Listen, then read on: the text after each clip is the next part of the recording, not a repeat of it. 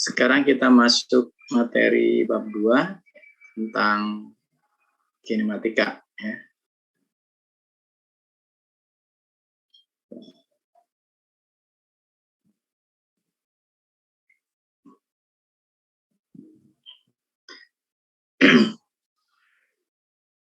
Nah, di dalam fisika mekanika itu memiliki kontribusi yang paling besar kajiannya ya.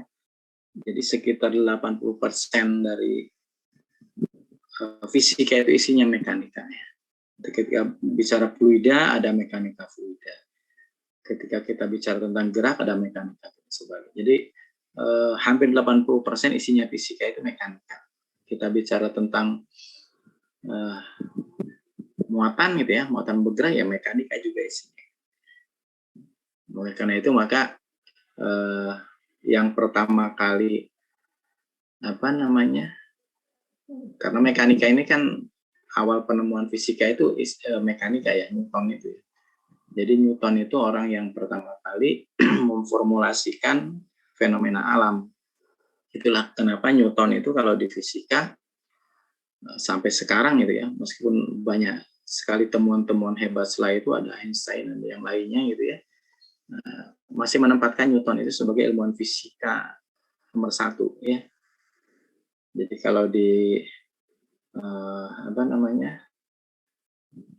kumpulan para ilmuwan zaman dulu itu namanya Royal Society, sekarang udah nggak ada itu. Itu yang diketuai oleh Newton pertama itu.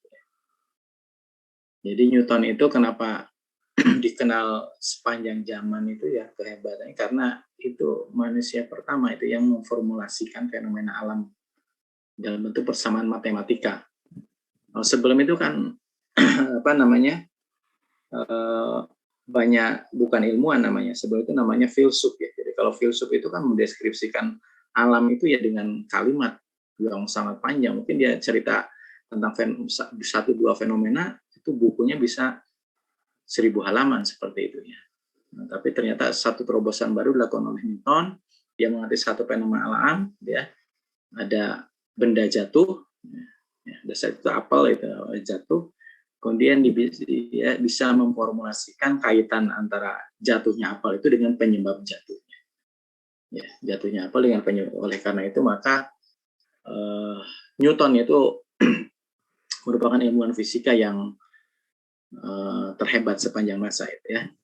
Dan setelah itu kemudian ketika fisika itu ditemukan lahirlah teknologi gitu ya. Jadi fisika, kemudian teknologi, ilmu dasar, kemudian teknologi. Nah, seperti itu ya, urutannya seperti itu. Jadi ketika dia bisa memformulasikan hukum Newton, setelah itu muncullah teknologi yang kemudian dikaitkan dengan struktur bangunan dan sebagainya itu ya. Kemudian setelah itu muncul lagi, setelah Newton itu muncul Maxwell tentang temuan gelombang elektromagnetik, maka muncullah teknologi komunikasi ya. Jadi selalu ditemukan hukum dasarnya dulu, kemudian oleh orang-orang praktis dikembangkan menjadi sebuah teknologi yang bisa dirasakan oleh masyarakat. Teknologi itu sesuatu yang dihasilkan manusia untuk memudahkan kerja manusia, itu namanya teknologi. Seperti itu ya. Oleh karena itu maka Newton itu sampai sekarang ya hukum-hukumnya tidak bisa diotak-atik lagi itu ya, hanya disempurnakan saja. Jadi Einstein itu tidak menyalahkan hukum Newton ketika dia membahas tentang alam semesta, tapi dia menyempurnakan hukum Newton itu menjadi teori relativitas umum. Kemudian dia tidak menyalahkan prinsip relativitasnya Newton untuk benda-benda yang kecepatannya rendah, tapi dia menyempurnakan untuk benda-benda yang kecepatannya tinggi, sehingga lahirlah teori relativitas khusus Einstein. Ya, jadi tidak menyalahkan apa yang sudah diperoleh oleh sebelumnya. Nah, mekanika itu di sini dibagi menjadi 2 bagian, gitu ya. Yang pertama itu kinematika. Jadi mekanika itu ilmu tentang gerak. Dibagi 2, kinematika itu penyebab geraknya itu tidak ditinjau. Jadi besaran geraknya saja, besaran geraknya itu ada kecepatan, percepatan, perpindahan. Ya. Nah, kalau dinamika itu dikaitkan antara besaran-besaran gerak dengan besaran penyebab gerak. Ya, itu dinamika.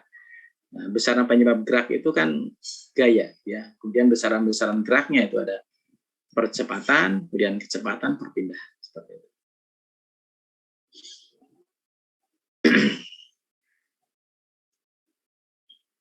Ini di tampilan kalian PPT-nya slideshow atau tidak? Tidak, Pak. Masih tetap, Pak. Tidak, Pak.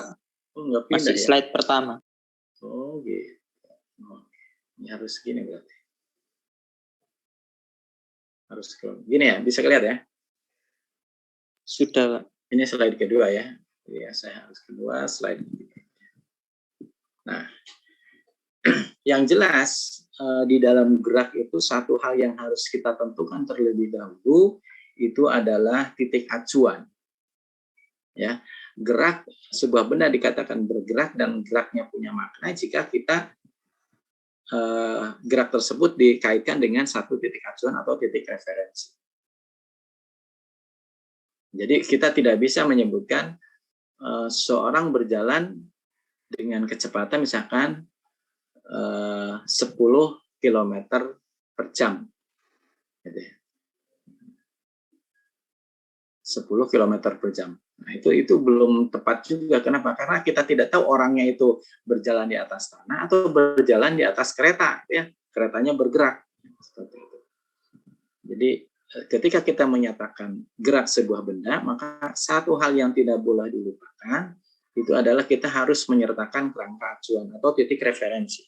Nah, biasanya untuk memudahkan, kita sering menyatakan titik referensi itu sebagai sumbu-sumbu koordinat. Ya, jadi kalau dua dimensi kita sering nyebutnya ada sumbu X, sumbu Y, saling tegak lurus. Nah, sebetulnya jadi bukan satu-satunya koordinat yang bisa digunakan. Nah, ini sering disebut dengan koordinat sistem koordinat yang rektanguler. Rektanguler itu sumbu-sumbu koordinatnya saling tegak lurus. Seperti itu. Ada juga sistem koordinat yang lain, misalkan sistem koordinat bola. Jadi kalau geraknya simetri bola, maka cara paling mudah mengungkapkan gerak tersebut itu dinyatakan dalam sistem koordinat bola. Kalau bendanya geraknya membentuk helix terus kerucut makin kecil jari-jarinya, maka itu bisa digunakan sistem koordinat silinder. Jadi tidak hanya satu sistem koordinat itu ada beberapa ya. Seperti itu. Tapi yang paling mudah kalau dia geraknya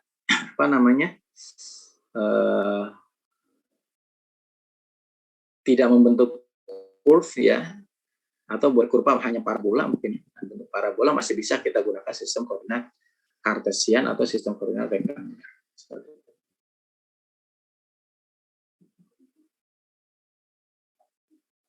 Nah, kemudian besaran gerak yang pertama adalah perpindahan. Jadi perpindahan itu adalah perubahan posisi dari sebuah benda. Ya. Namanya perubahan posisi berarti kita cukup meninjau posisi awal dan akhir. Kita tidak perlu melihat ketika dia bergerak dari posisi awal ke akhir itu lintasannya seperti apa, tidak perlu ditinjau. Kita cukup meninjau posisi awal dan akhir. Kemudian posisinya kan berubah, maka arah dari posisi awal ke posisi akhir itu yang disebut dengan perpindahan. Oleh karena itu maka perpindahan ini merupakan besaran vektor sehingga memperlakukannya harus diperlakukan sebagai kuantitas vektor seperti ini. Sebagai contoh di sini ini gerak dalam satu dimensi, jadi dia bergerak dalam arah sumbu X negatif, posisi mula-mula orangnya di koordinat 30, kemudian dia bergerak ke koordinat 10. Karena itu dia bergerak dalam arah sumbu X negatif ya, sehingga perpindahannya itu posisi akhirnya 10, posisi awalnya 30. Tinggal diselisihkan saja, berarti minus 20. Arah minus itu berarti dia dalam arah sumbu X negatif. Sehingga kalau kita mau kasih vektor satuan, maka bisa arahnya itu adalah dalam arah minus I. Ya. Dalam arah minus I. Besarnya berapa? Besarnya ya harga mutlak dari 10 dikurangi 30. Harga mutlaknya sama dengan 20 meter. Seperti itu ya. Jadi bisa tulis, atau ditulis seperti kemarin representasi vektor kan bisa dikasih tanda panah atau dicetak tebal ya, dicetak tebal. Jadi delta X-nya tebal, X2-nya berat, ini menyatakan vektor. Itu perpindahan, kita scan aja, ini kan materi yang ini ya. Nanti beberapa soal yang agak menggigitnya ada di tugas. Kemudian besaran berikut Berikutnya adalah laju dan kecepatan rata-rata. Jadi laju kita kalau menggunakan kendaraan di sepeda motor atau di mobil itu ada alat pengukur laju yang namanya speedometer ya. Jadi alat pengukur laju ini dia mengukur jarak yang ditempuh oleh benda dibagi total waktu yang diperlukan. Gitu. Ya, jadi kemudian konversi kalau itu kan dari RPM biasanya ya, dari RPM si rodanya itu dia jari-jari roda kan ketahuan berapa itu ya. Kemudian kan bisa dirubah dari RPM berubah menjadi meter per sekon atau kilometer per jam. Jadi yang terukur oleh speedometer itu tidak lain daripada laju kendaraan ya, laju kendaraan. Jadi jarak total dibagi dengan waktu total yang dibutuhkan untuk menempuh jarak tersebut. Itu laju rata-rata. Ya.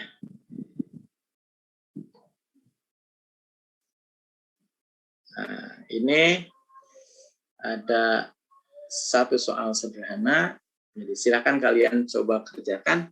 Makanya tadi saya minta kalian membukukan identitas di nomor WhatsApp-nya yang di grup itu sehingga ketika kalian mengupload jawaban di grup saya bisa tahu itu siapa mahasiswa itu. Jadi tidak muncul nomornya saja tapi ada namanya. Jadi coba ini dikerjakan. Kemudian jawabannya kalian upload di grup WhatsApp. Ya, saya rasa sudah masuk semua grup ya. Kemudian nanti yang 3 jawaban benar pertama akan mendapatkan kredit nilai.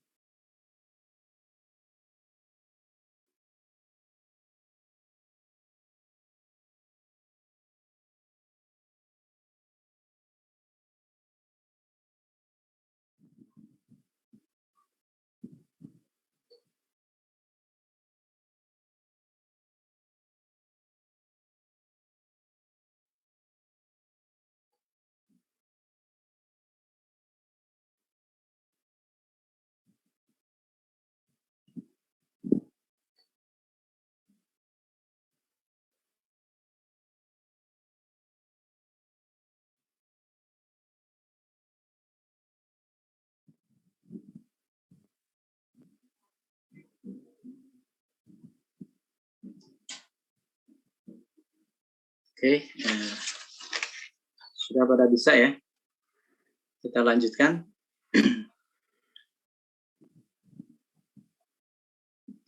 Dalam fisika hati-hati dalam mengerjakan itu. Jadi satuan itu sangat menentukan ya. Jadi jangan dilupakan satuannya. Jadi kalau dalam fisika itu satuannya salah atau tidak dikasih satuan, itu jawabannya tidak benar ya. Karena satuan itu kan menentukan kuantitas bilangan itu seberapa besar itu tentukan satuan. Oke, berikutnya kita masuk ke kecepatan rata-rata. Ya, jadi kecepatan rata-rata. Jadi kalau tadi laju rata-rata itu jarak total dibagi total waktu yang dibutuhkan. Kalau kecepatan rata-rata itu adalah perpindahan yang dialami oleh benda dibagi dengan selang waktu yang diperlukan untuk perpindahan tersebut. Jadi kalau kita lihat, ya, jadi kalau kita ini kurva posisi sebagai fungsi dari waktu dari sebuah benda yang bergerak dalam satu dimensi ya. Jadi yang merah ini adalah kurva posisinya sebagai fungsi dari waktu benda yang bergerak satu dimensi. Jadi kalau misalkan kita tinjau selang waktu bergeraknya benda, katakanlah ketika T1 dan T2, maka bendanya berpindah dari posisi P1 ke posisi P2 ya, dari posisi P1 ke posisi P2. Nah, dari sana bisa kita lihat yang dimaksud dengan kecepatan rata-rata itu adalah perpindahan. Perpindahan itu berarti kita tinjau posisi awalnya P1, posisi akhirnya P2, kita tarik garis ke atas. Nah, ini adalah slope dari atau kemiringan dari garis ini, ya, kemiringan dari garis ini itu tidak lain daripada kemiringan itu kan tangen ya, tangen sudutnya. Sudut kemiringannya itu diukur terhadap sumbu T. Di sini sumbunya sumbu T, sumbu horizontal. Jadi sudutnya itu kan yang ini. Jadi tangen dari ini itu tidak lain daripada sisi tegak. Nah, sisi tegak itu kan X2 dikurangi X1. Itu tidak lain daripada perpindahan. Kemudian dibagi sisi alas. Sisi alasnya itu adalah P2 dikurangi T1. Itu total waktu yang dibutuhkan untuk berpindah dari P1 ke P2. Oleh karena itu, maka kecepatan rata-ratanya itu sama dengan perpindahan dibagi dengan selang waktu. Ya. Atau V average ya. Jadi ini rata-ratanya ya, rata-ratanya.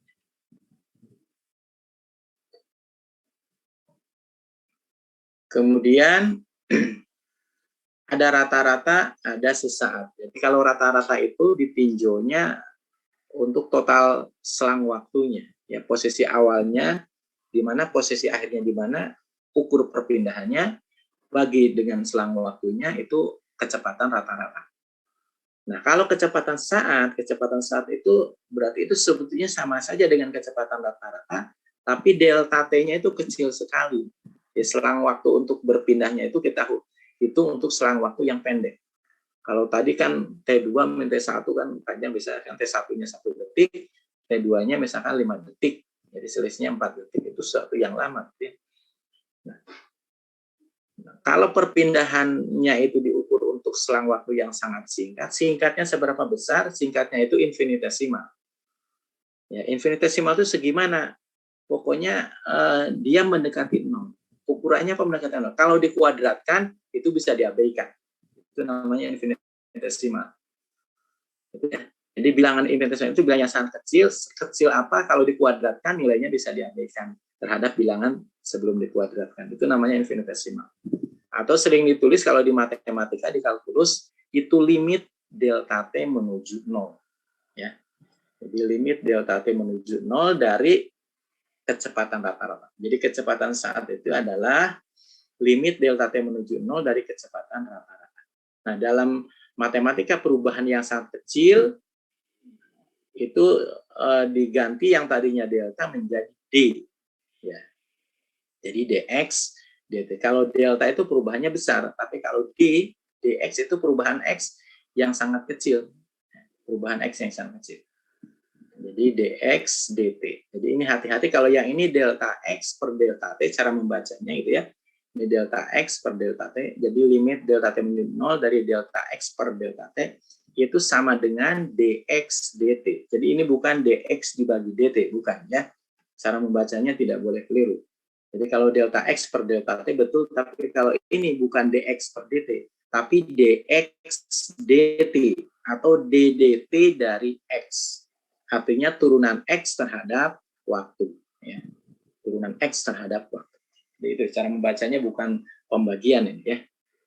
Jadi kalau X yang diketahui sebagai fungsi waktu, maka kita bisa menurunkannya terhadap waktu tersebut, maka kita akan memperoleh apa yang disebut dengan kecepatan sesaat, ya, kecepatan sesaat. Nah, kalau besarnya saja ya, tanda vektornya dihilangkan. Nanti dari sini kan ada arahnya. Kalau tanya besarnya ya tergantung, kalau dia 2 dimensi, maka mencari besar vektor 2 dimensi kan akar komponennya dikuadratkan. Kalau 1 dimensi ya langsung saja, tinggal vektor satuannya tidak disertakan, ambil nilai positifnya, maka akan diperoleh nilai dari besar kecepatan saat. Sehingga dari sini untuk kasus 1 dimensi ya, laju itu bukan besar dari kecepatan. Ya, ingat, laju itu bukan besar dari kecepatan. Harus hati-hati ya.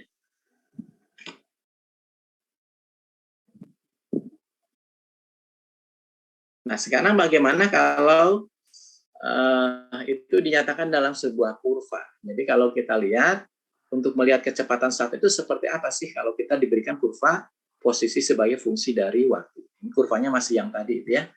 Jadi kalau kita lihat tadi kan kecepatan rata-rata, tinggal kita selisihkan perpindahannya ya, posisinya itu sebagai perpindahan, kemudian dibagi selisih waktunya atau selang waktunya. Itu namanya kecepatan rata-rata. Nah, kalau kecepatan sesaat itu berarti pada saat T tertentu saja, misalkan pada saat T1, caranya gimana supaya kita tahu kecepatan saat pada saat benda bergerak T1 detik, ya tinggal kita ambil sebuah garis singgung terhadap kurva X sebagai fungsi dari T. Jadi di titik T1 kita buat garis lurus yang menyinggung kurva yang merah ini, atau grafik yang merah ini. Namanya menyinggung itu berarti tidak boleh berpotongan. Dia hanya menyinggung saja di titik T1. Nah, maka kemiringan dari garis singgung di titik T1 ini itu menyatakan kecepatan sesaat di T1. Jadi kemiringan dari garis singgung ini kan bisa dihitung dari tangen. Kalau sudutnya diketahui ya tangennya ketemu, itu maka kita akan tahu berapa kecepatan saat pada saat T1. Demikian juga pada saat T yang lain, misalnya T2 ya kita buat garis singgung. T2 itu kan titiknya P2. Kita buat garis singgung di titik yang menyinggung P2 ini. Dan tidak boleh memotong. Ya, tidak boleh memotong kurva. Maka nanti kemiringannya itu sama dengan kecepatan sesaat. Itu jika kita ingin menentukannya dari kurva. Ya, dari kurva perpindahan sebagai fungsi dari waktu. Ya. Oke, sampai sini dulu. Ada pertanyaan? Silakan.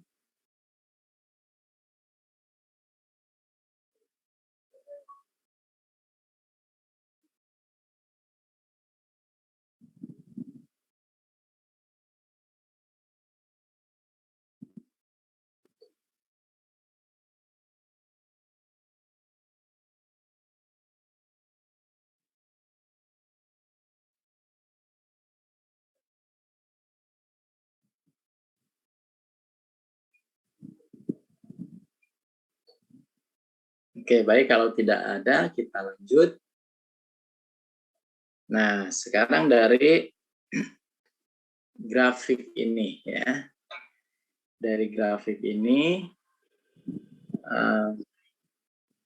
itu ada 4 titik ya. Kalau kita lihat ada 4 titik. P1, P2, P3, P4. Ya. Nah, dari keempat titik tersebut, ya, dari keempat titik tersebut, kecepatan sesaatnya yang paling besar pada titik berapa?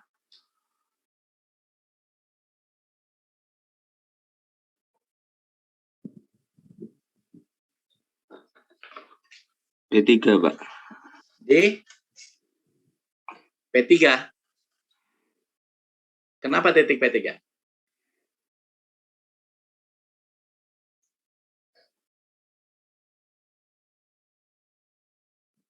Itu ada P1, P2, P3, P4. Ingat, kecepatan sesaat itu adalah kemiringan dari garis singgung di titik-titik tersebut. Jadi itu kan sudah digambarkan tuh ya. Garis singgungnya sudah saya gambarkan. Dari keempat titik itu, kecepatan saat yang paling besar itu pada titik mana?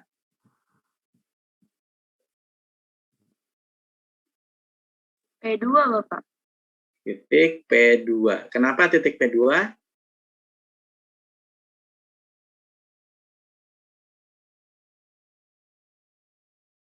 Karena garisnya itu lebih miring gitu, Pak. Lebih miring, atau kemiringannya lebih besar ya? Iya, Pak. Kemiringannya paling besar. Kira-kira P2 dengan P4 itu sama. Cuman P2 kemiringannya ke atas, P4 kemiringannya ke bawah. Jadi itu kira-kira yang paling besar itu adalah di P2 atau P4. Siapa tadi barusan? Saya Naiza, Bapak. Naiza Faifatul Himma. Nice. Oke. Kemudian yang lain sekarang ya. Sekarang yang kecepatan sesaatnya paling kecil di titik mana?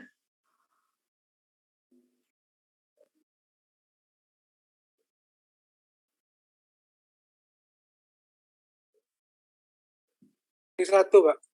Di P1. Di P1. Kenapa di P1? Karena apa? Jarak dan waktu, jarak dibanding waktunya paling kecil. Jarak dibagi waktunya paling kecil. Selain P1 nggak ada lagi? Nggak ada lagi, Pak. Oke, sementara P1 ya. Yang lain ada jawaban lain?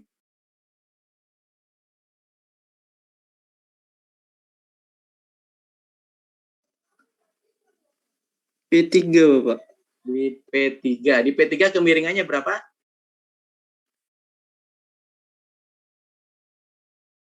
Nol derajat, Pak. 0 derajat. Itu ya. Di P3. Siapa barusan tuh? Hasan, Pak. Hasan. Jadi di P3 itu kemiringannya itu 0. Ya, bukan 0 derajat, 0 ya. Kemiringannya itu 0. Kalau kemiringannya 0, berarti kecepatan sesaatnya berapa?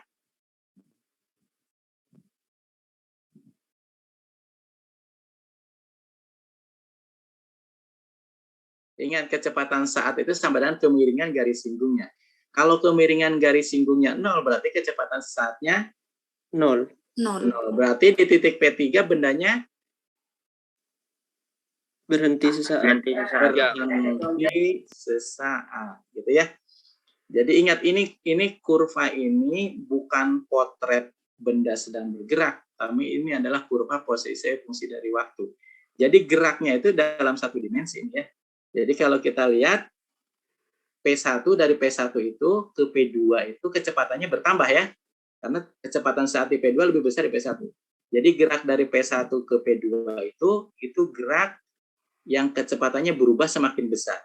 Jadi P1 ke P2 itu gerak dalam arah sumbu positif, tambah cepat. Di P2 kemudian ini turun lagi kecepatannya. Pelan. Akhirnya di P3 berhenti. Kemudian gerak dari P3 ke P4 gimana itu? Ada yang bisa jawab? Melambat, Bapak. Tambah cepat lagi, Pak. Tambah cepat lagi, tapi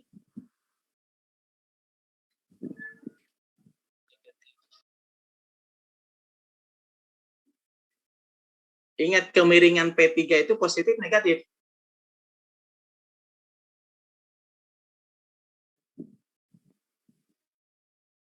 Garis yang menyinggung di P3, garis singgungnya itu kemiringannya positif negatif?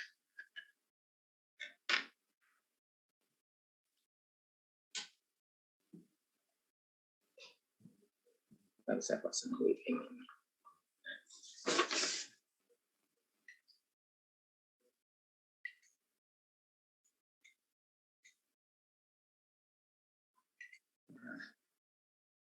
Jadi kalau kita lihat ya, kalau garisnya seperti ini, nah ini kemiringannya positif, sudutnya kayak ini. Sisi ini dari sini ke sini dibagi. Nah sekarang dari sini kan ke sini, garisnya bergerak dari atas ke bawah gitu ya, miring. Nah ini kan kemiringannya ini. Ini sudutnya theta gitu ya. Maka kemiringannya itu ini dikurangi ini, kemudian dibagi ini. Nah ini dikurangi ini kan negatif.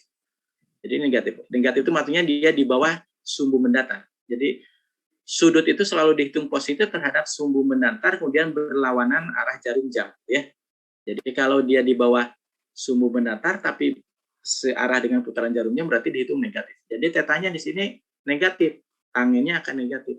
Berarti P4 kemiringannya negatif. Kalau kemiringannya negatif berarti arah dari kecepatannya itu berlawanan dengan arah kecepatan semula.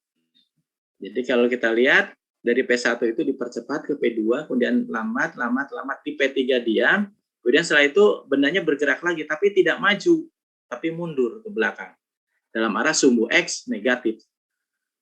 Dalam arah sumbu X negatif. Jadi kalau digambar gerak benda itu gini.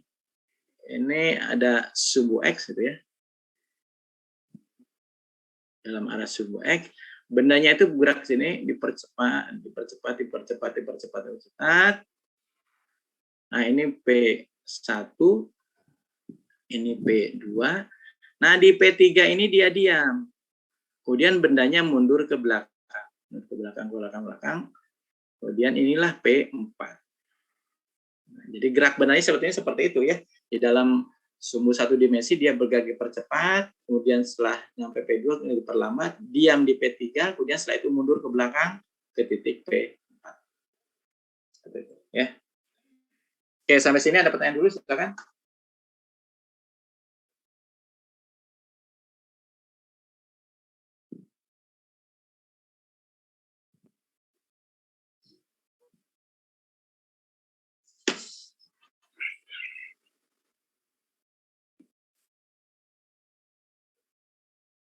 Oke, kalau tidak ada, kita lanjut. Nah, ini coba dikerjakan ini ya.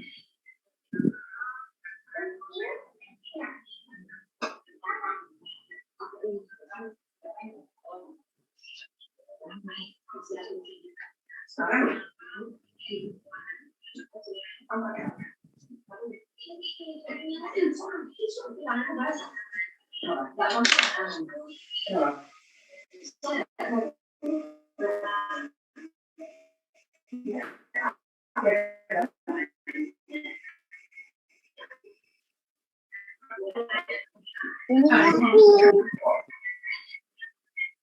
ngajar. Ya, ngajar dulu. Hidup kamera.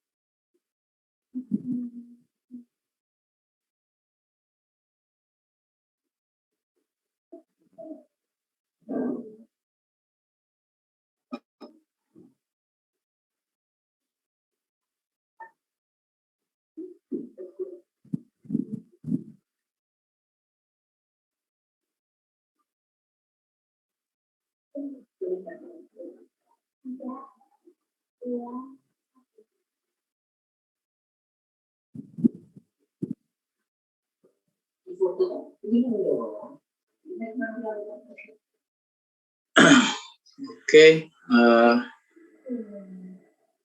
saya rasa udah pada bisa. Itu yang belum selesai bisa melihat jawaban yang saya kasih tanda jempol ya. Kemudian nanti kalau belum paham bisa ditanyakan ke teman kalian yang jawabannya betul. Atau kalau mau ditanyakan di sini silakan. Jadi kalau di sini kan diketahui XY fungsi dari T-nya ya. Hanya jadi 2T kuadrat plus 3 persamaannya. 2T kuadrat plus 3. Kemudian yang pertama kita disuruh menghitung perpindahan partikel selama selang waktu 3 detik sampai 5 detik. Nah, itu tinggal dimasukkan saja ke sana. Ketika 3 detik kan X-nya ketemu ya. Masukkan aja 2 kali 3 kuadrat plus 3. Kemudian pada saat 5 detik juga ketemu X-nya. Maka diselisihkan hasilnya perpindahan. Kemudian kecepatan rata-rata tinggal perpindahan dibagi selang waktunya berapa? 5 dikurangi 3. Dibagi ya. Kemudian kecepatan saat itu diturunkan. Jadi kalau kita lihat di sini kecepatan saat ya. Ini yang saya hitung yang kecepatan saat saja.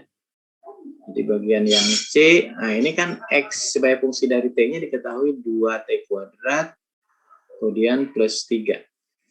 Nah, dari sini berarti kecepatan saat, ini simbolnya ada T-nya kalau kecepatan saat ini ya. Ini sama dengan dx dt ya. Dx dt berarti turunan 2T kuadrat plus 3. Turunan 2T terhadap T kan 4T ya. Kemudian turunan 3 kan 0.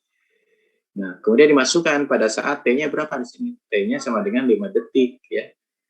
Sama dengan 5 sekon. Nah, tinggal dimasukkan saja sana. Jadi 4 dikalikan 5 itu sama dengan 20 meter per sekon. Jangan lupa satuan ya.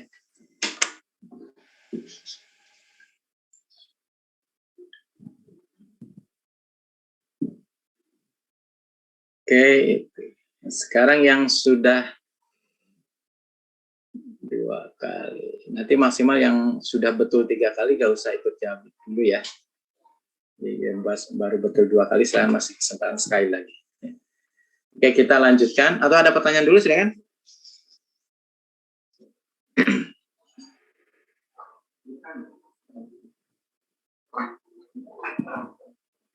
Jadi nanti poin tambahannya ini akan saya tambahkan, nanti lihat bisa ditambahkan di nilai UTS, nilai UAS, atau nilai kuis ya.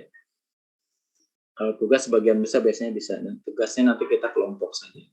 Jadi bisa ditambahkan di nilai kuis, nilai tugas, atau nilai kuis, UTS, atau UAS. Nanti dilihat tergantung yang jeleknya di mana nih. Kalau bagus semua ya, kalau sudah dapat A ambil dulu ya. Oke, sekarang kita lanjutkan ke itu tadi perpindahan, kecepatan, sekarang percepatan, gitu ya. Jadi kalau kecepatan itu perubahan posisi terhadap waktu, kalau percepatan perubahan kecepatan terhadap waktu. Nah, karena kecepatannya itu vektor, perubahan kecepatan kan vektor juga. Oleh karena itu maka percepatan juga besaran vektor. Jadi memperlakukan percepatan itu harus selayaknya memperlakukan sebuah vektor. Ada besar, ada arah, ya seperti itu. Nah, jadi secara matematika bisa dituliskan A average ya, atau percepatan rata-rata itu sama dengan delta V dibagi delta T. Ini percepatan rata-rata. Jadi perubahan kecepatan dibagi selang waktu yang diperlukan untuk merubah kecepatan tersebut.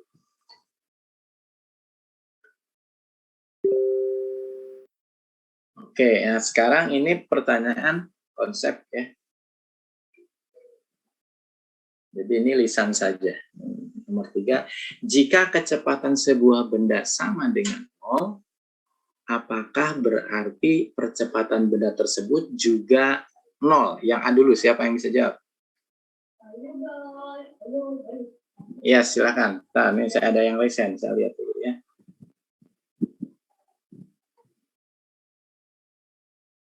Ini yang Khairatul Ayun. Jawabannya belum tentu. Belum tentu. Kenapa belum Belum tentu? tentu 0, Pak. Karena bisa jadi ada 2 kemungkinan. Misal kita meletakkan sebuah kaki ya, Pak, pada pedal gas mobil. Nah, itu belum tentu kecepatannya 0. Bisa jadi tidak 0 gitu, Pak. Ketika kecepatannya 0, ketika kecepatan sebuah benda sama dengan 0, belum tentu percepatannya 0 ya. Sama dengan 0, iya Bapak. Oke. Jawabannya betul, tapi alasannya masih belum ini ya. Ada yang mau menjawab alasannya? Awang? Saya ingin yang B aja, Pak, dulu. Kenapa? Saya jawab yang B boleh dulu, Pak. Oh, yang jawab B. Oke, Awang yang B. Apa, Awang? Yang B jawabannya belum tentu karena bisa saja benda tersebut bergerak secara konstan. Kecepatannya konstan. Jika percepatan 0, apakah kecepatan benda juga 0? Belum tentu.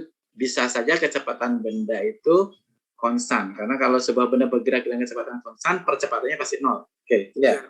Nah, itu address. Terima kasih. Bilang jawabannya. Oke, yang alasan yang A, ada yang mau menambahkan jawabannya Khairatul Ayun tadi?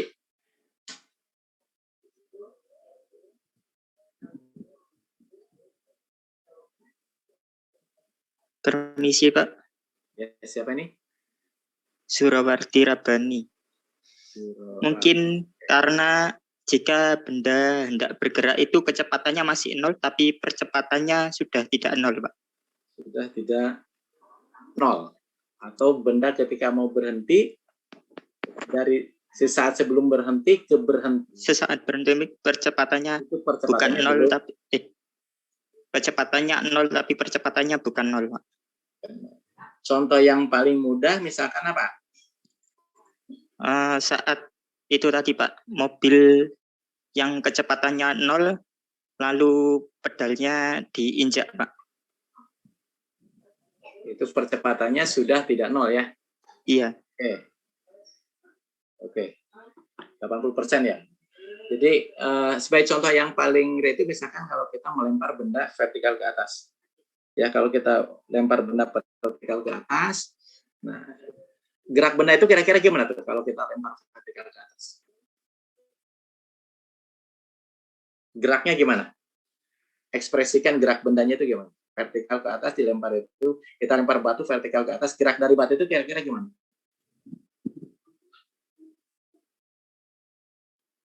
Makin ke atas itu makin cepat atau makin lambat? Makin Kalau lambat, ke Pak. Makin lambat. Makin lambat, Pak. Makin lambat, kemudian setelah itu gimana? Jatuhnya makin Berhenti cepat. lalu jatuh. Sampai titik tertinggi, di titik tertinggi itu dia Berhenti Kecepatannya sesaat. berhenti, setelah itu kemudian Jatuh lagi dan Jatuh lagi mengalami secara percepatan. cepat. jadi ketika benda itu bergerak ke atas, itu percepatannya itu sama dengan percepatan gravitasi, dia. Ketika ke atas kan percepatannya ada percepatan gravitasi, tapi karena dia naik ke atas, maka dia diperlambat. Perlambatannya sama dengan minus g. Ya. Nah, di titik tertinggi itu bendanya diam. Dengan kata lain, kecepatannya di sana sama dengan 0. Tapi percepatannya di titik tertinggi pun sama dengan g. Ya. Jadi itulah, di titik tertinggi benda yang berlempar partikel ke atas, itu kecepatannya 0, tapi percepatannya sama dengan percepatan gravitasi. Setelah itu kemudian bendanya bergerak ke bawah. Percepatan gravitasinya tidak pernah berubah, itu konstan. Sama dengan besarnya G, arahnya ke bawah, ke pusat bumi. Selama gerak di permukaan bumi, di dekat permukaan bumi, percepatan gravitasi atau percepatan benda tersebut akan sama, yaitu sama dengan G. Yang besarnya 9,8, arahnya ke pusat bumi. Jadi ketika di titik tertinggi kecepatannya 0, percepatannya tidak 0 di sana, tapi sama dengan G.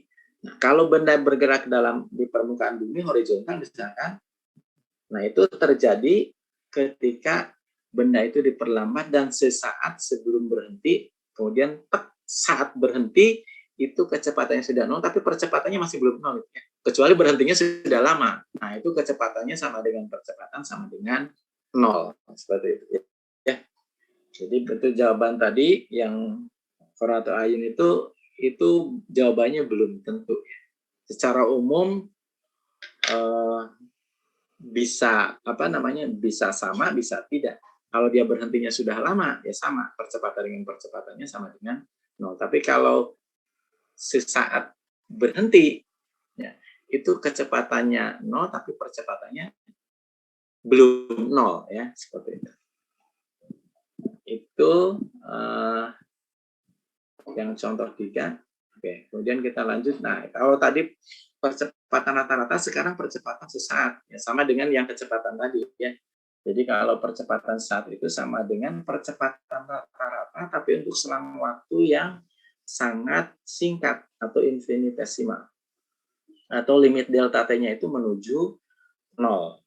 Atau sama dengan turunan terhadap waktu dari kecepatan. Ya. Turunan terhadap waktu dari kecepatan saat itu disebut dengan percepatan sesaat.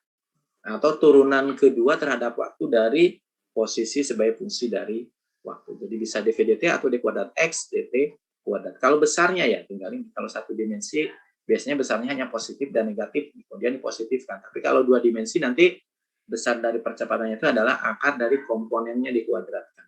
Jadi kalau ada AX, ada AY, maka besar percepatannya akar AX kuadrat ditambah AY kuadrat. Ya. Ini percepatan sesaat. Nah, kalau kita lihat di kurva, ya, kecepatan sebagai fungsi dari waktu, maka percepatan rata-rata itu yang ini, kemiringan dari garis ini. Jadi percepatan rata-rata antara ketika benda bergerak dari titik P1 ke titik P2 selama selang waktu T2 min T1, itu percepatan rata-ratanya sama dengan kemiringan garis yang ini. Kemiringan garis ini. Nah, kalau kita ingin tahu percepatan sesaat pada saat tertentu, katakanlah pada saat T sama dengan T1, maka kita buat garis singgung yang menyinggung kurva yang hijau ini di titik P1. Namanya menyinggung, tidak boleh memotong.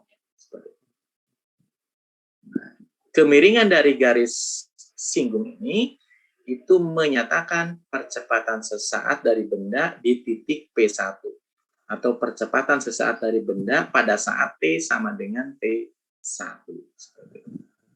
Jadi harus hati-hati ya, membedakan antara percepatan rata-rata dan percepatan sesaat. Kalau yang tadi yang kecepatan itu kurvanya posisi sebagai fungsi dari waktu ya. Kalau yang percepatan kurvanya adalah kecepatan sebagai fungsi dari waktu. Seperti itu. Nah, ini sebagai resume dari yang satu dimensi. Jadi kita bisa tulis ulang ya rumus untuk gerak benda dalam satu dimensi dalam 3 persamaan. Yang pertama posisi sebagai fungsi dari waktu. Jadi secara umum bisa kita tulis seperti ini. Ya, jadi X sama dengan X0. X0 ini adalah posisi mula-mula. Kemudian V0 ini kecepatan mula-mula. T ini waktu, A ini percepatan. Kalau geraknya dengan kecepatan konstan, ya yang suku ketiga ini sama dengan 0. Ya. Kemudian yang posisi kecepatan saya posisi dari waktu, ini V0 plus A. Kalau satunya lagi, kalau misalnya diketahui A dan T, nyari V ya ini. Kalau misalkan yang diketahui A dan perpindahan, maka mencari V-nya kita bisa pakai yang ini. Jadi V kuadrat sama dengan, ini ada kuadratnya nih ya. Ini ada kuadratnya ini V0 kuadrat terus. Nah, ini ada kuadratnya. Ini ada kuadratnya. Nanti hanya kalian diperbaiki ya. Jadi V kuadrat sama dengan V0 kuadrat plus 2S.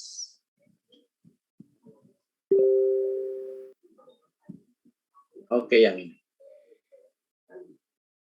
Ini coba dikerjakan ya. Sebagai seorang calon sarjana teknik sipil, kamu sedang mendesain sebuah bandara untuk usaha. Kalian pulang kampung, Pemdanya mau bikin bandara ya. Nah, jangan sampai bandaranya seperti yang Jember, kurang panjang akhirnya dipakai bukan pakai pesawat tapi dipakai balapan merpati ya. Kalian ditantang sebagai calon sarjana teknik sipil disuruh mendesain sebuah bandara untuk pesawat kecil. Nah, tapi ternyata ini ada persyaratannya ya. Salah satu jenis pesawat itu harus mencapai laju 100 km per jam sebelum dia take off. Ya. Sebelum take off itu lajunya harus 100 km per jam. Kalau kurang dari itu dia tergelincir. Ya. Dia akan tergelincir atau tidak bisa terbang. Ya, seperti itu. Kemudian percepatan dari mesinnya itu hanya maksimum 2 meter per sekon kuadrat. Ya.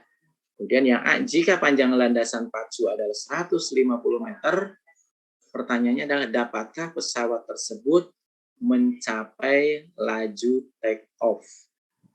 Ya.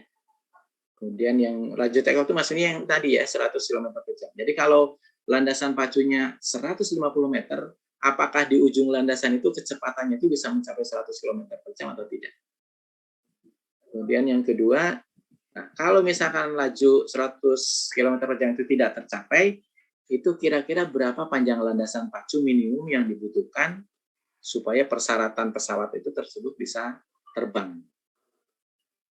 Nah, ini soal yang sedikit analisis ya.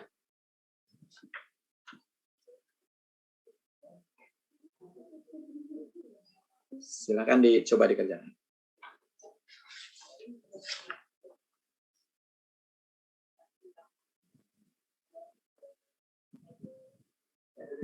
Oh, sudah ada nih.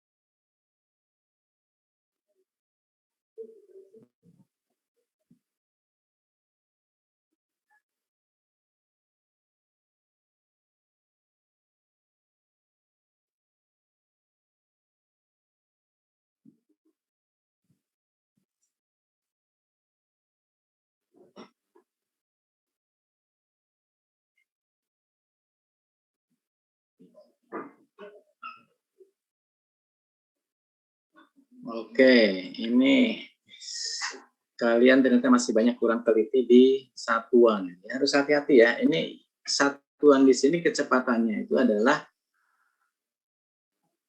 apa namanya? Itu kilometer per jam ya. Jadi harus hati-hati.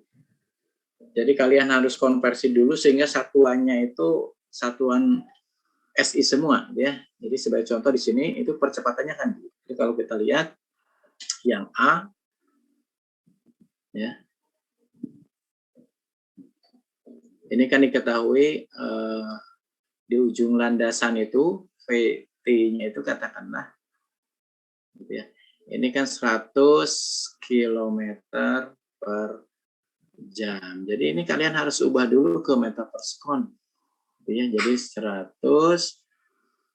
Nah, kemudian ini apa namanya? Kilometer dirubah dalam meter. Ini ya. Kemudian jam dirubah dalam detik itu 3.600. Ini baru meter per sekon ya. Jadi kalau kita lihat 100 km per jam ya, 100 km per jam itu ternyata sama dengan ini bisa dicoret ya. Ini coret. Kemudian ini coret.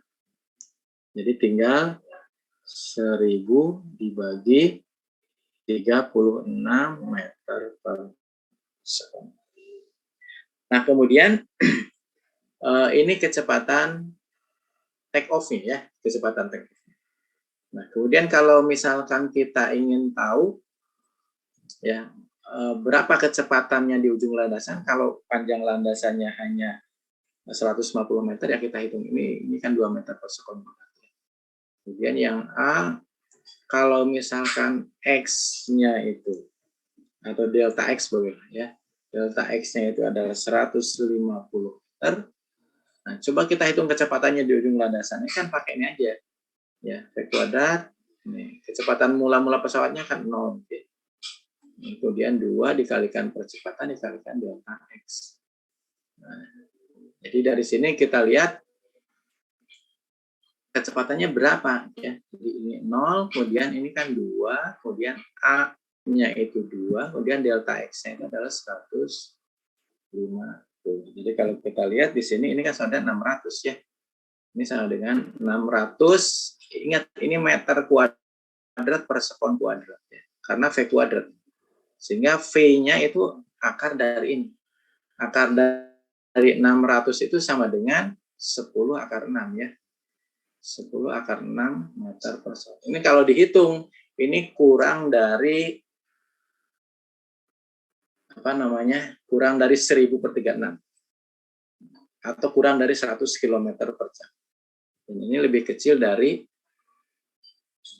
100 km per jam. Karena 100 km per jam itu kan ini 1000 dibagi 36. 1000 dibagi 36 itu masih lebih besar dibandingkan ini.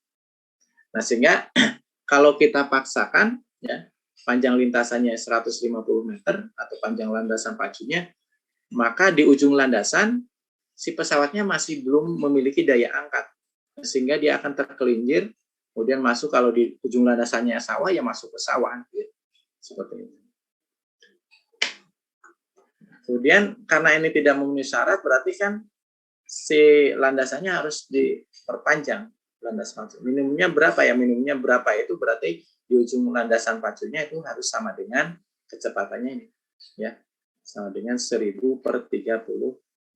Jadi kalau yang apa namanya? Yang B berarti yang ditanya itu nah, ya. Jadi kalau yang B yang ditanyakan supaya dia bisa terbang pesawatnya tidak tergelincir itu delta X-nya berapa kan gitu. Delta X-nya harus berapa minimum ya. Delta X-nya harus berapa ya, tinggal dihitung pakai persamaan yang tadi juga gitu ya. Jadi V kuadrat sama dengan V0 kuadrat plus 2A delta X. Ya, ini berarti kan apa namanya delta X-nya dari sini bisa kita hitung ini adalah V kuadrat dibagi dengan 2. V kuadrat dibagi dengan 2. Dan ini masukkan tadi V-nya dalam, karena ini meter per sekon, mereka V-nya pakai yang meter per sekon tadi. Gitu ya. Jadi V-nya pakai yang 1000 per 36. Gitu ya.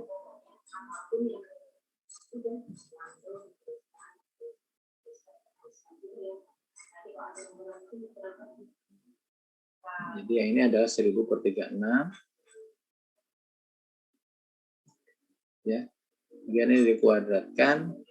Kemudian ini dibagi 2 dikalikan 2. Ini meter. Ya. Nah ini kurang lebih itu 192 ya. Atau 193 sekitar. Itu meter.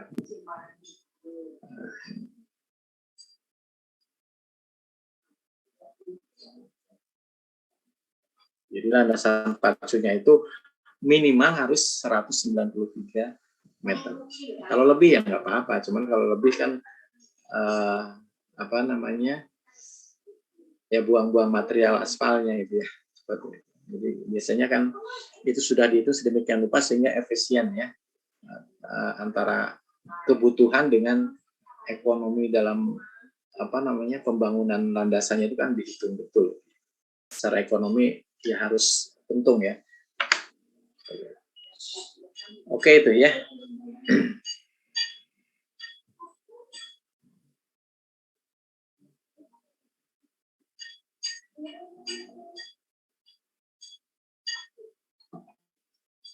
Kemudian yang gerak jatuh bebas. Jadi ini gerak jatuh bebas itu contoh dari gerak satu dimensi dengan percepatan konstan. Ya. Jadi gerak jatuh bebas itu adalah gerak satu dimensi dengan percepatan konstan. Nah biasanya ini geraknya itu tidak terlalu jauh dari permukaan bumi. Tidak terlalu jauhnya seberapa besar? Itu kecil dibandingkan dengan jari-jari bumi, ya. Kecil dibandingkan dengan jari-jari bumi. Jadi kalau jari-jari bumi misalkan berapa kilometer itu, ini ordernya mungkin 1/100-nya itu masih dianggap G-nya itu konstan. Nah, ini eksperimennya pertama kali dilakukan oleh Galileo. Jadi zaman dulu ilmuwan mau eksperimen itu, nah ini yang nonton banyak ya. Nah, itu dan yang nonton itu bukan orang-orang biasa itu, bangsawan, kemudian orang-orang kaya dan sebagainya itu lihat eksperimennya itu ya. Jadi dia menjatuhkan 2 benda dengan massa yang berbeda, ternyata sampai di bawah waktu yang dibutuhkan untuk sampai di bawah itu sama, ya. Itu percobaan Galileo itu di menara Pisa ya, yang miring itu menara Pisa di Roma ya. Eksperimennya di sana, ditonton banyak orang. Jadi dulu itu harapan dari industri ya terhadap ilmuwan itu cukup tinggi sehingga kalau ilmuwan melakukan eksperimen kemudian dibutuhkan sesuatu mereka sangat mendukung. Contoh dulu waktu Michelson-Morley ya mau eksperimen untuk menentukan bahwa cahaya itu merambat dalam sebuah medium karena zaman dulu kan kalau kita bicara tentang gelombang maka ada medium rambat. Gelombang bunyi medium rambatnya itu udara ya. Udaranya dibuang bunyinya nggak bisa terdengar, nggak bisa merambat. Kemudian gelombang air kan harus ada airnya gitu ya. Kemudian gelombang tali harus ada medium rambatnya tali seperti itu. Nah, ketika Maxwell merumuskan gelombang elektromagnetik, maka apa medium rambat gelombang elektromagnetik? Apakah udara? Nah, ternyata cahaya bisa merambat dari matahari sampai ke bumi, padahal melewati ruang hampa yang tidak ada udaranya. Oleh karena itu, maka medium rambat gelombangnya apa? Kemudian dimunculkanlah konsep ether itu ya. Jadi ether itu adalah zat yang mengisi ruang antar bintang itu. Jadi dalam vakum itu ada ether. Ether itu tempat merambatnya cahaya. Itu prediksinya zaman dulu sehingga akhirnya dirumuskanlah eksperimen namanya eksperimen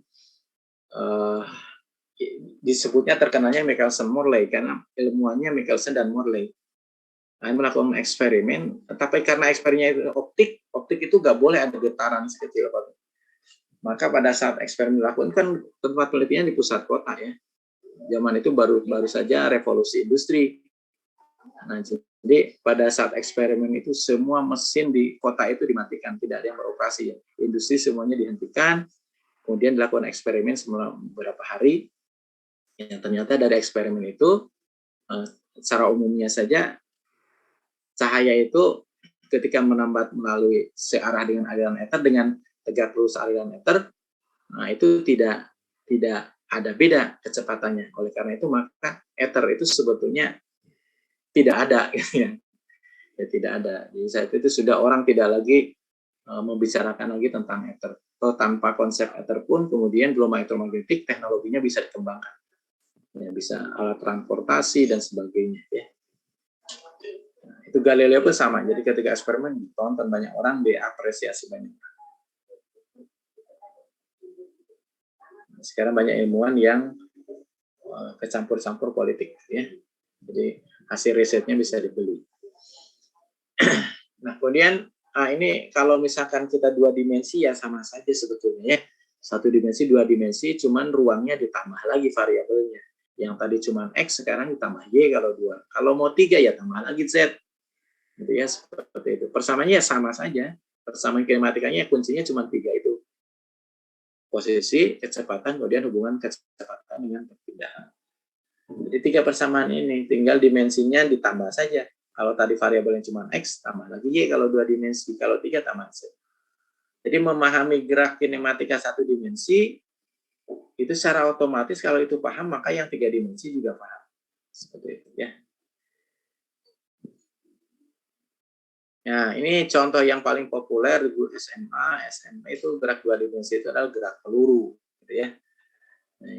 Dan gerak peluru itu kan banyak yang diabaikan di sini. Yang pertama hambatan udara diabaikan, kemudian efek rotasi bumi juga diabaikan. Jadi gerak peluru itu tinjau untuk jangkauan yang tidak terlalu jauh. Dan kalau melakukan eksperimen gerak peluru di dekat kutub itu nggak akan hasilnya seperti ini, karena di kutub itu pengaruh rotasinya itu akan sangat berpengaruh terhadap lintasan benda. Ada efek Coriolis namanya. Jadi gerak-gerak di kutub itu akan menyimpang dari gerak peluru persamaannya. Ya.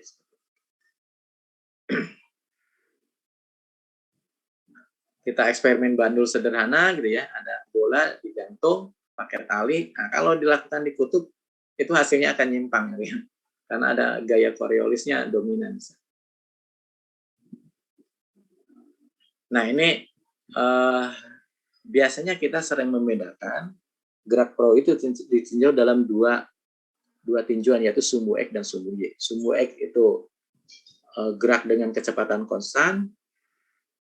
Kalau di kita sering kenal gerak lurus beraturan, ya.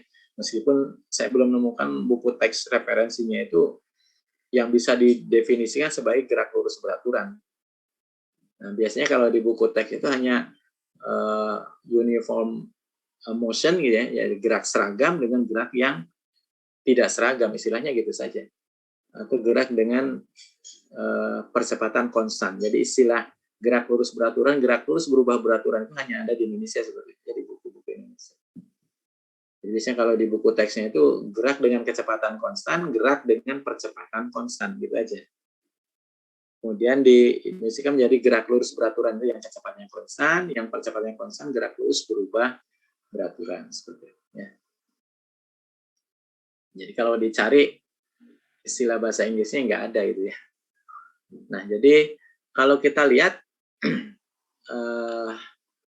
selama gerak itu tidak terlalu jauh di permukaan bumi, ya, maka selama geraknya, ya kalau kita menembakkan peluru, maka lintasan peluru itu akan berbentuk parabola seperti ini. Akan berbentuk parabola. Atau kita nendang bola gitu, melakukannya seperti ini. Jika hambatan udara diabaikan loh ya. Kita kadang beberapa kita abaikan untuk memudahkan analisis, ya, untuk memudahkan analisis. Jadi ini kecepatannya, katakanlah elevasinya sudutnya θ 0, tembakan kecepatannya v0, maka lintasannya kira-kira seperti itu. Jadi kalau kita lihat gerak dalam arah sumbu X atau sumbu horizontal, ini kecepatannya konstan, ya, dari v0x, vx di setiap titik, ya, kecepatannya dalam arah sumbu X itu tidak berubah. Dari mulai awal sampai di sini tidak berubah. Yang berubah itu dalam arah vertikal. Kenapa? Karena dalam arah vertikal, bendanya mengalami percepatan arahnya ke bawah, namanya percepatan gravitasi bumi. Sehingga gerak dalam arah vertikal itu setengah lintasannya itu gerak diperlambat, setengah lintasan berikutnya gerak dipercepat. Seperti ini. Dan ini simetrik ya. Jadi simetrik. Jadi kalau lihat titik puncaknya ini, di titik puncak maka kecepatan dalam arah sumbu Y-nya atau dalam arah vertikal di sini sama dengan 0, tapi kecepatan dalam arah horizontalnya ada. Sama dengan V0 X ini ya. Jadi selama geraknya ini tidak pernah berhenti seperti ini, ya. Tapi dia berhenti dalam arah vertikal yaitu di titik tertinggi. Dari kalau kita lihat geometrinya maka V0X itu atau Vx0 itu sama dengan proyeksi dari kecepatan mula-mula terhadap sumbu X atau V0 cosinus theta. Dan kecepatan mula-mula dalam arah sumbu Y itu adalah proyeksi kecepatan mula-mula dalam arah Y yaitu V0 sinus theta.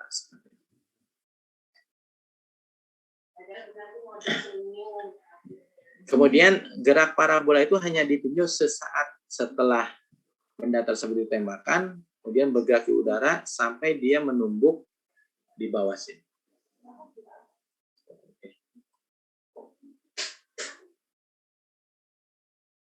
Nah, sekarang ini ya. Nomor 5. Ini sebuah sepeda motor sedang mengebut, jangan ditiru ya. Sebuah sepeda motor sedang mengebut pada sebuah jalan, ada jurangnya, ada tebing, jurang kiri tebing, kanan jurang ya, seperti itu. Ini kalau daerah Bandung itu ada daerah Cadas Pangeran ya. Nah, ketika melewati sebuah tikungan, motor tersebut tidak dapat dikendalikan sehingga menabrak pembatas jalan dan terjun bebas ke sebuah jurang yang dalamnya 50 meter ya. Untuk keperluan penyelidikan, Anda diminta untuk memperkirakan laju motor tersebut saat jatuh ke jurang jika motor tersebut mendarat sejauh 90 meter dari dinding jurang. Ya, coba dikerjakan ini ya.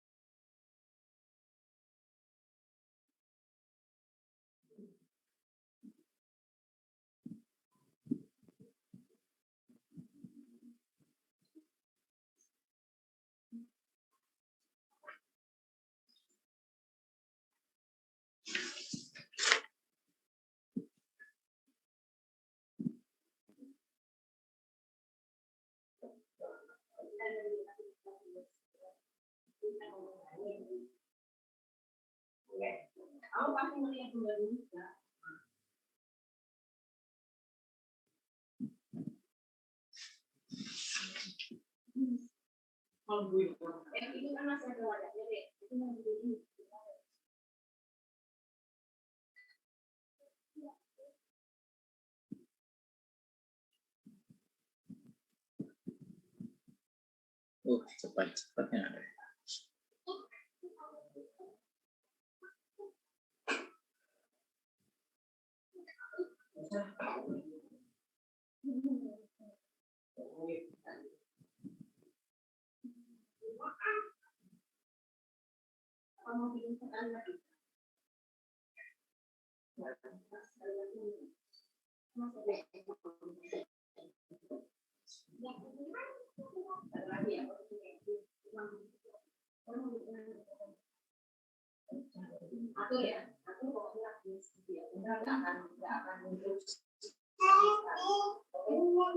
Sudah cuma kita, kalau misalkan sudah cukup 3 menit, gimana ya? Udah bilang, oh nggak apa ya ngomong ya? Apa ngomong ya? Nah, jadi teman-teman di sini sudah membuka semua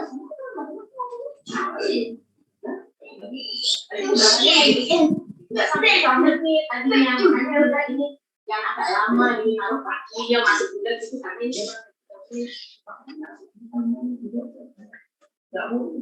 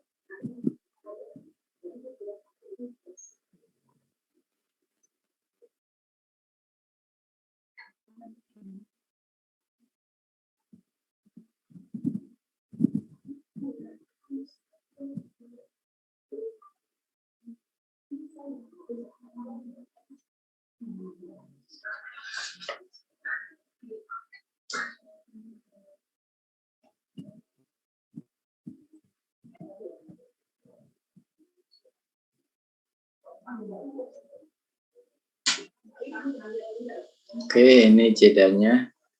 Kelamaan jedanya, dua aja jawab. Jadi itu jawaban 2 sudah betul ya. Jadi yang lain silahkan bisa ngelihat jawaban teman kalian, jawaban siapa nih. Untuk selanjutnya nanti tolong namanya itu yang sesuai dengan yang ini, jangan nama panggilan. Jadi nanti saya bingung ini mau merekapnya ya. Gimana cara ngeditnya supaya muncul nama kalian, jadi saya langsung bisa mengenali. Ya. Jadi kayak ini kok ada dia ya.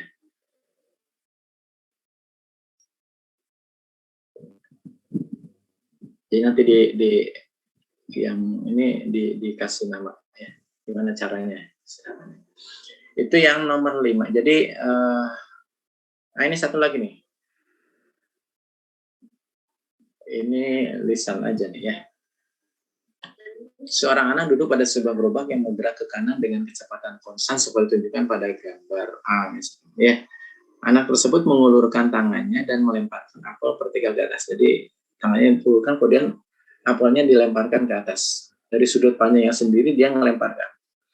Tapi kalau kita lihat dari luar, ya, jadi menurut si anaknya itu apel itu kan dia lempar ke atas. Tapi kalau menurut orang yang di luar kereta ya atau gerobak itu, si apel itu lintasannya kan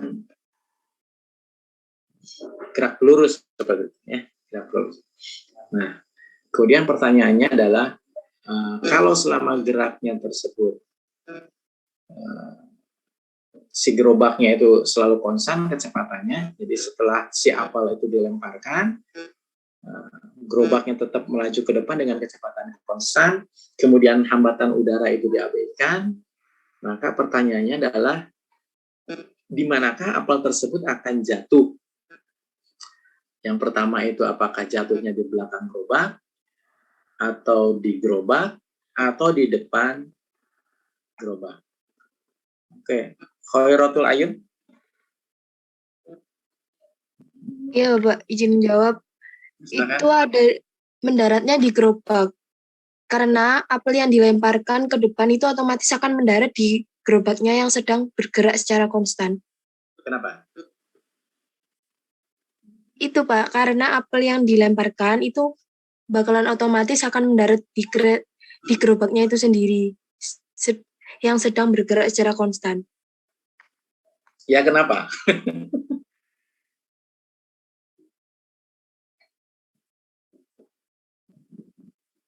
Jawabannya betul ya, di gerobak ya. Alasannya masih kurang. Alasannya masih kurang ya. Ya apa-apa, tapi saya anggap jawabannya betul ya. Nanti mungkin dilengkapi yang lain. Muhammad Hasan. Baik Pak, izin menjawab. Mungkin karena ketika melempar itu ada 2 vektor gitu Pak. Jadi arah gerak bolanya itu ke resultan dari arah lemparannya sama gerak gerobaknya itu Bapak. Jadi bolanya tidak terlempar ke atas melainkan membuat sudut gitu Bapak. Oke, ya, ya, jadi betul ya. Jadi menurut orang yang di luar gerobak tersebut, gerak dari apel itu tidak vertikal ke atas. Kenapa? Karena pertama kali sebelum apel itu dilempar vertikal, apel itu kan sedang bergerak ke kanan bersama gerobaknya itu. Kenapa bergerak ke kanan? Apelnya dipegang sama orang, ya, sama tangannya orang. Tangannya orang itu kan miliknya orang, orangnya di gerobak. Jadi orangnya sedang bergerak ke kanan, berarti apelnya juga bergerak ke kanan menurut orang yang di luar gerobak. Nah, kemudian ketika apel dilempar ke atas oleh orang tersebut, berarti si apel itu punya dua komponen kecepatan. Kecepatan dalam arah horizontal itu V0 X, dalam arah vertikal itu V0 Y, sehingga dia akan bergerak membentuk lintasan peluru. Nah, ketika si gerobaknya itu bergerak ke kanan, si apel juga punya komponen dalam arah gerak ke kanan itu V0X. Sehingga apelnya itu bergerak ke kanan dengan kecepatan sama persis seperti gerobak itu bergerak ke kanan. Nah, gerobaknya itu kan bergerak dengan V0X juga. Apelnya bergerak ke kanan dengan komponennya itu besarnya V0X juga kecepatannya. Sehingga dia pasti jatuh lagi di tangan.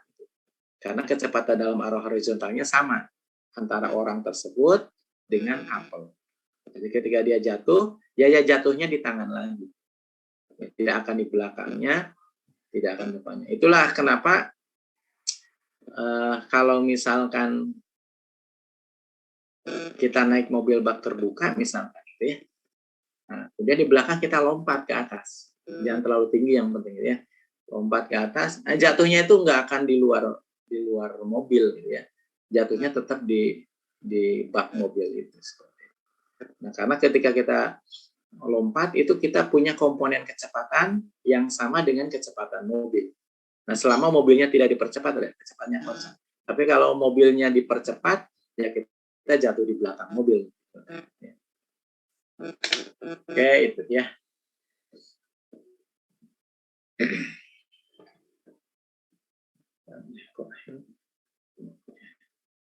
Itu kemudian ini yang gerak melingkar ya, gerak melingkar juga ada ini gerak melingkar beraturan di sini ya. Jadi kalau beraturan dia berarti kecepatan sudutnya konstan. Ya, kecepatan. Cuman harus hati-hati di sini ya untuk benda yang bergerak melingkar meskipun dia melingkar dengan kecepatan sudut yang konstan tapi kecepatannya setiap saat berubah ya. Nah, kenapa? Karena kalau kita tinjau sebuah titik, ya, kalau titik ini ada di tepi benda yang atau di tepi piringan atau dia sendiri bergerak melingkar, arah kecepatannya selalu berubah. Ya, ingat kecepatan itu sebuah vektor. Nah, karena vektor dia kan ada arah, ada besar. Ya. Ketika besar dari vektor kecepatan itu konstan, tapi arahnya berubah, itu juga menghasilkan percepatan, ya. Jadi yang menyebabkan percepatan itu ada dua, ya. Yang pertama adalah besar dari kecepatannya berubah, yang kedua adalah arah dari kecepatannya berubah. Nah, percepatan yang hanya ditimbulkan oleh perubahan arah kecepatan, itulah yang disebut dengan percepatan sentripetal. Ya, jadi percepatan sentripetal itu adalah percepatan dari sebuah benda yang disebabkan oleh perubahan arah kecepatan benda. Ya. Dan itu terjadi pada sebuah benda yang bergerak melingkar. Ya. Sebuah benda yang bergerak melingkar. Jadi arahnya, kalau besar kecepatannya konstan, maka arah percepatan sentripetal itu selalu menuju pusat lingkaran. Jadi ini akan persis lingkaran. Kalau geraknya dipercepat, ya, maka lingkarannya akan berubah jari-jari.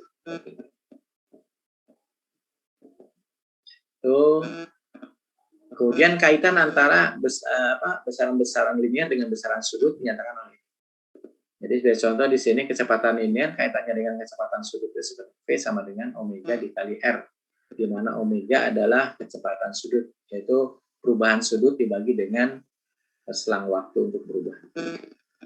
Itu kemudian ini ada yang terakhir adalah kecepatan relatif. Jadi seperti yang saya singgung tadi di awal bahwa gerak sebuah benda itu tidak bermakna kalau tidak dinyatakan referensinya atau dinyatakan dia bergeraknya terhadap apa.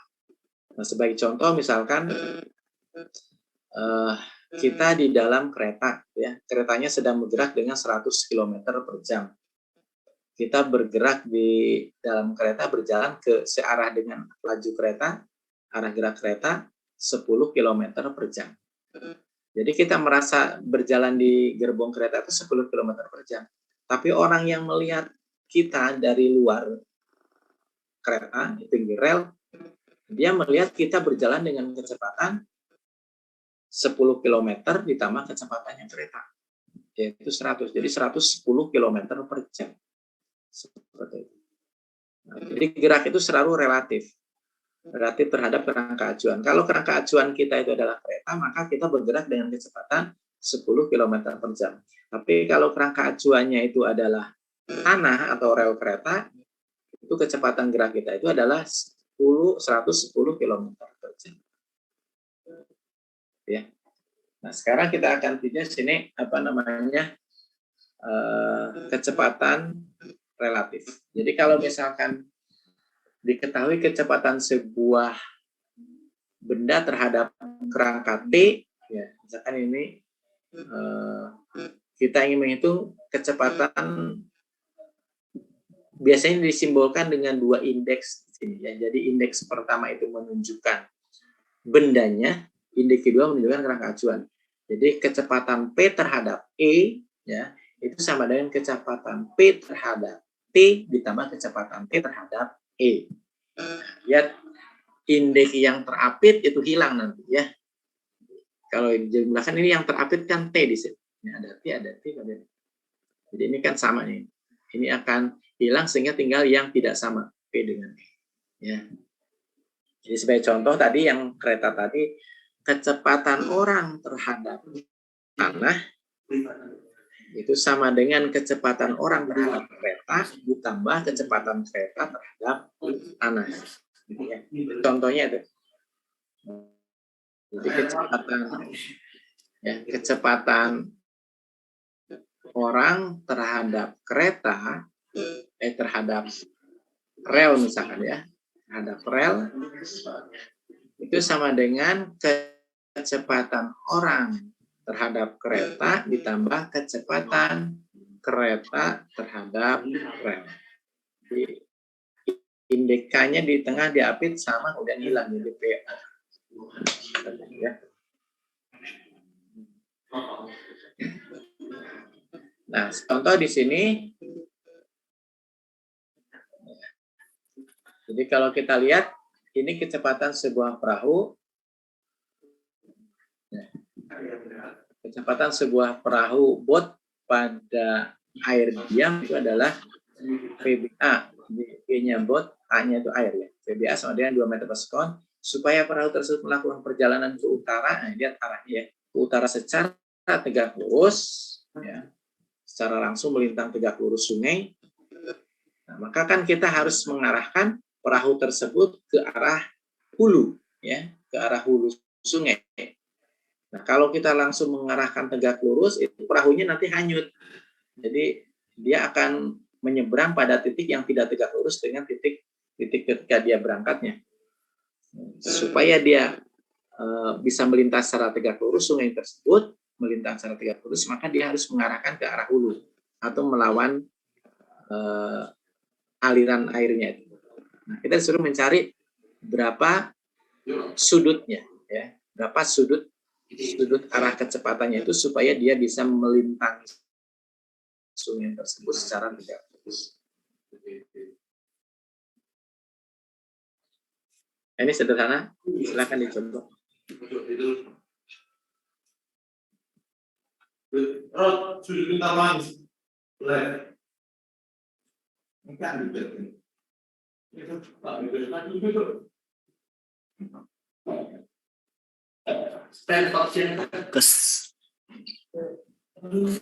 Ilham di mute dulu, Ilham, ya.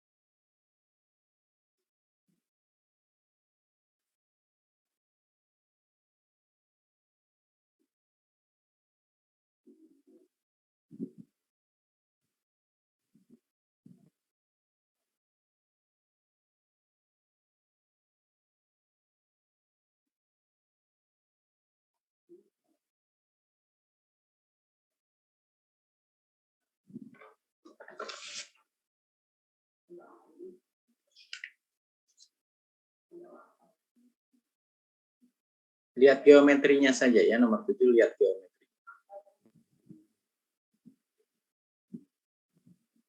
Itu saya gambarkan VBT-nya, VTA-nya, kemudian VBA-nya. Jadi sudutnya itu berapa?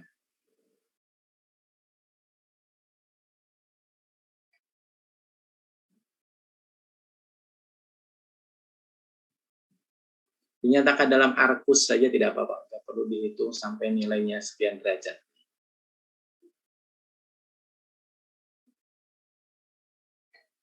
Arkus sinus atau arkus cos berapa gitu.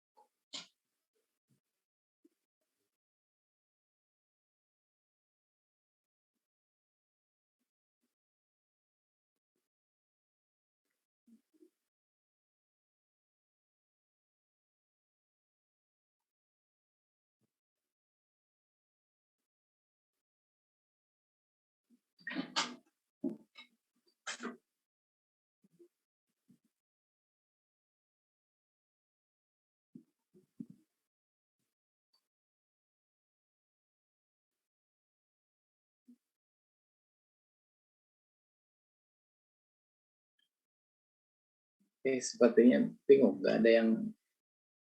Ini langsung dari ini aja ya. Jadi kalau kita lihat, ini kan segitiga udah saya buat ya. Jadi yang diketahui kan VAT dan VBA. Jadi kalau kita lihat yang diketahui kan sisi ini dengan sisi ini ya. Nah, jadi untuk mencari theta pakai trigonometri apa? Apa? Sinus ya. Jadi sinus theta itu sama dengan apa nih? VAT dibagi dengan VBA kan gitu.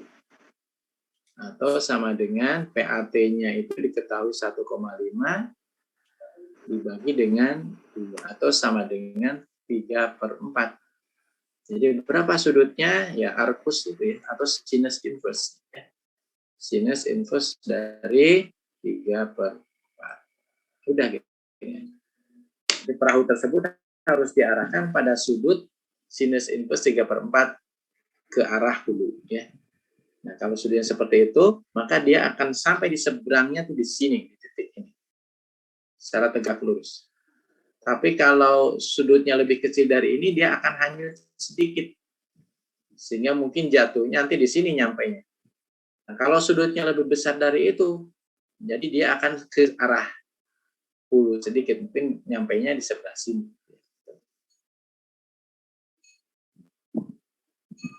Jadi ini kan sebetulnya supaya efisien ya, efisien. Bagaimana mengefisienkan bahan bakar, yaitu supaya lintasan yang ditempuh perahu ini itu kan memiliki lintasan yang paling pendek. Lintasan yang paling pendek itu kan yang lintasan yang tegak lurus. Supaya perahu ini menyeberang secara tegak lurus, sudutnya harus berapa? Ya, seperti itu. Itu kemudian ini yang ini sama ya. Kalau yang ini apa namanya, dua buah mobil melekat sebuah persimpangan. Nah, ini kalau kita lihat dari atas pakai drone gitu ya. Ini kan bergerak ke kanan V2, yang ini bergerak ke atas ya. Tapi lain lagi kalau misalkan nah kita yang melihat itu, yang menjadi pengamat itu adalah orang yang ada di mobil 2.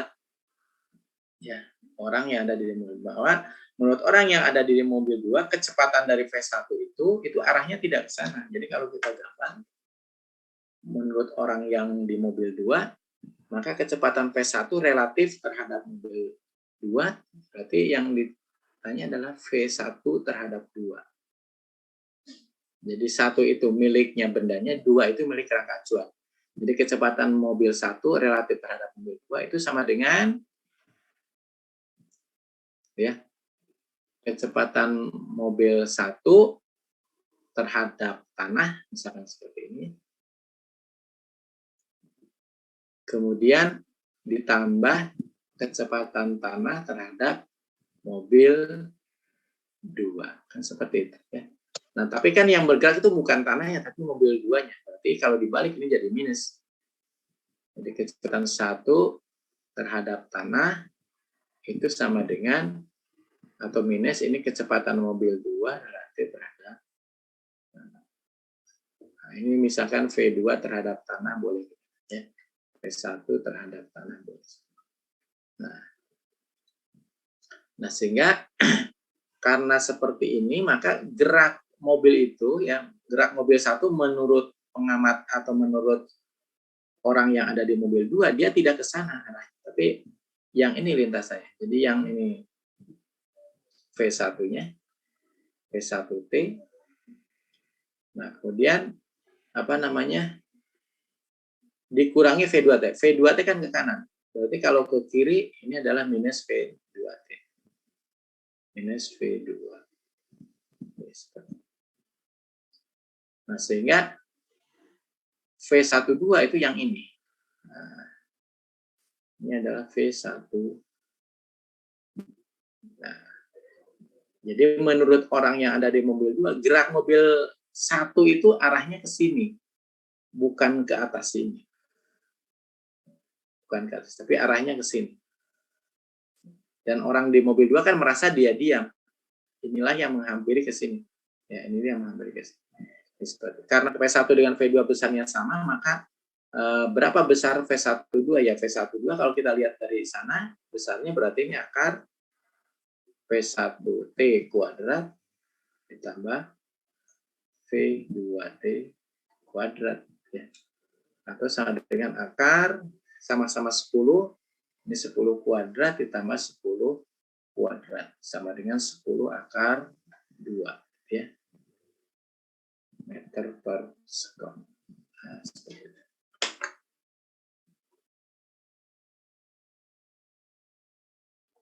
Oke, sampai sini ada pertanyaan dulu, silakan.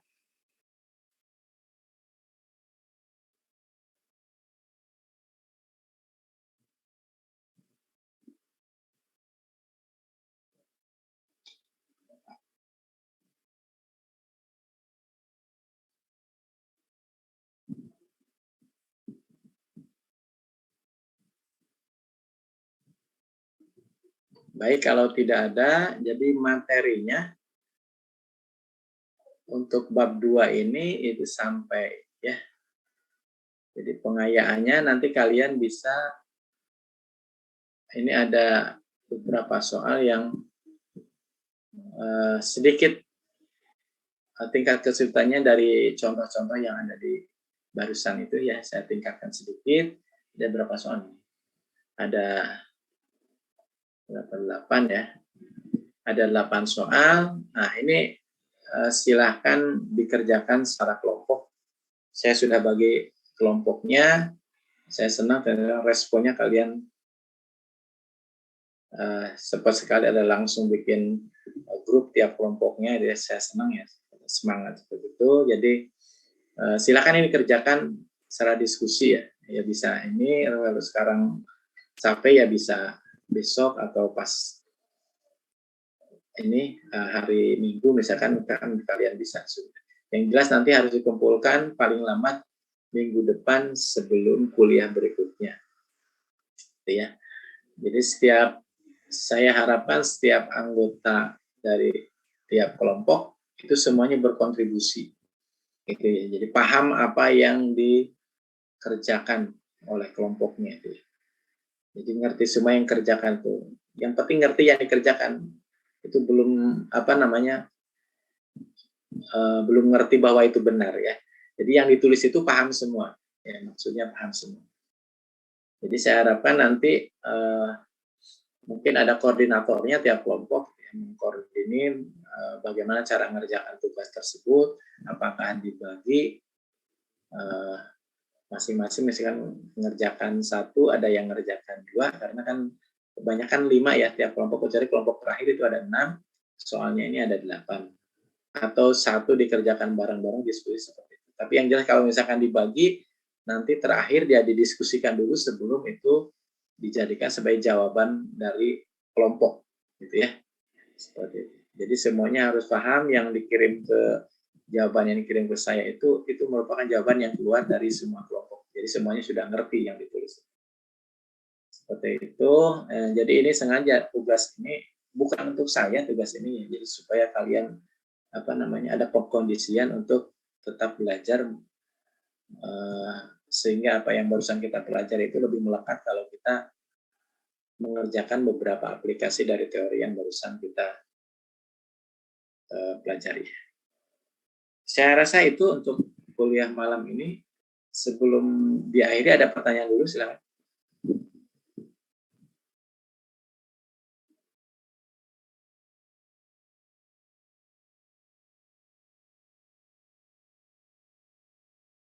Oke, kalau tidak ada, untuk kuliah malam ini kita akhiri sampai di sini. Ya, jangan lupa jaga kesehatan dan selamat beristirahat. Ya. Assalamualaikum warahmatullahi wabarakatuh. Waalaikumsalam. Terima kasih, Pak. Terima kasih ya, Pak.